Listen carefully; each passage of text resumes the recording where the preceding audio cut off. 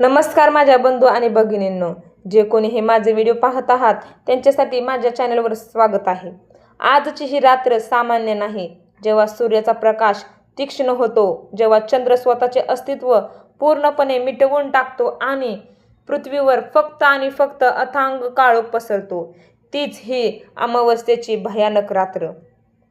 12 ऑगस्टची ही तिथी विश्वातील नकारात्मक शक्तींना मुक्त फिरण्याचे आमंत्रण देते। ऐका, शांतपणे ऐका। बाहेर सुसाट सुटलेला तो वारा, झाडांच्या पानांची ती थरथर आणि अंधारात चमकणारे ते अदृश्य डोळे। या भयानक रात्रीच्या काळोखात सर्वात जास्त कोणाला धोका असेल तर तो एका आईच्या गर्भात वाढणाऱ्या त्या निष्पाप जीवाला। होय, आज आपण बोलणार आहोत अमावस्येच्या या गडद अंधारात गरोदर मातांनी घ्यायच्या काळजीबद्दल। कारण एक छोटीशी चूक आणि संपूर्ण आयुष्य उद्ध्वस्त होऊ शकते। गरोदर महिलांनी अमावस्येला काय करू नये? पहिलं, चौकात किंवा निर्जन ठिकाणी जाणे टाळा। अमावस्येच्या रात्री वाईट शक्ती, अतृप्त आत्मे आणि नकारात्मक ऊर्जा चौकात, मोठ्या झाडाखाली किंवा स्मशानभूमीच्या परिसरात अत्यंत सक्रिय असतात।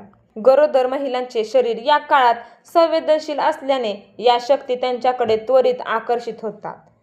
रात्री उशिरा घराबाहेर पडू नका। सूर्य मावळल्यानंतर गरोदर महिलांनी कोणत्याही कारणास्तव घराचा उंबरठा ओलांडू नये। या रात्री हवेत पसरलेले अदृश्य तरंग गर्भातील बाळाच्या आरोग्यावर मानसिक आणि शारीरिक आघात करू शकतात। धारदार वस्तूंचा वापर पूर्णपणे थांबवा। या दिवशी विळी, चाकू, कात्री किंवा सुई दोरा यासारख्या टोकनदार आणि धारदार वस्तूंचा वापर करणे गरोदर महिलांसाठी टाळावे। जुन्या समजुतीनुसार यामुळे गर्भातील बाळांच्या अवयवांना बाधा पोहोचण्याची भीती असते। वादविवाद, रडणे आणि मानसिक ताण टाळा। अमावस्येच्या दिवशी नकारात्मक विचार मनात येणे सोपे असते। या दिवशी घरात भांडण करणे, मोठ्याने ओरडणे किंवा रडणे यामुळे घरातील वातावरण दूषित होते, ज्याचा थेट वाईट परिणाम बाळाच्या मानसिक विकारावर होतो। तामसिक आणि शिळे अन्न खाऊ नका।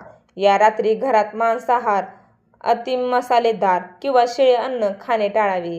अमावस्येला अन्नांमध्ये बॅक्टेरिया आणि नकारात्मक लहरी वेगाने पसरतात, यामुळे आरोग्याला गंभीर धोका निर्माण होऊ शकतो। गरोदर मातांनी काय करावे? आतापर्यंत मी तुम्हाला सांगितलं काय करायचं नाही। आता मी तुम्हाला सांगत आहे गरोदर मातांनी काय करावे। घरात मंत्रजप आणि नामस्मरण करावे। गरोदर महिलेने हनुमान चालीसा, गायत्री मंत्र किंवा आपल्या कुलदैवताचे नामस्मरण सतत करावे। यामुळे घराभोवती एक सुरक्षेचे कवच निर्माण होते। घरात कापूर आणि धूप जाळावा।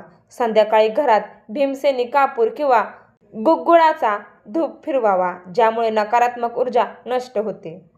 सात्विक आहार घ्यावा। ताजे घरी बनवलेले सात्विक अन्न खावे आणि त्यात तुळशीचे पानं टाकावेत।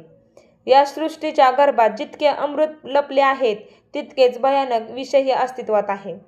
अमावस्येचा हा काळोख त्या विषयाला जाग करतो। त्यामुळे मातांनो, स्वतःचे आणि त्या न जन्मलेल्या बाळाचे रक्षण करा। नियम पाळा, सुरक्षित राहा, कारण हा अंधार फक्त रात्रीचा नाही, तर तो एका चुकीच्या पावलांची वाट पाहत टपून बसलेला हा काळ असतो। सावध राहा, सुरक्षित राहा। मी इथेच थांबते आणि जाता जाता आपल्या चॅनेलला सबस्क्राईब करा आणि लाईक करा आणि ही माहिती प्रत्येक त्या व्यक्तीला शेअर करा जिला ह्याची गरज आहे। जाता जाता कमेंट बॉक्समध्ये श्री स्वामी समर्थ नक्की कमेंट करून जावा। धन्यवाद।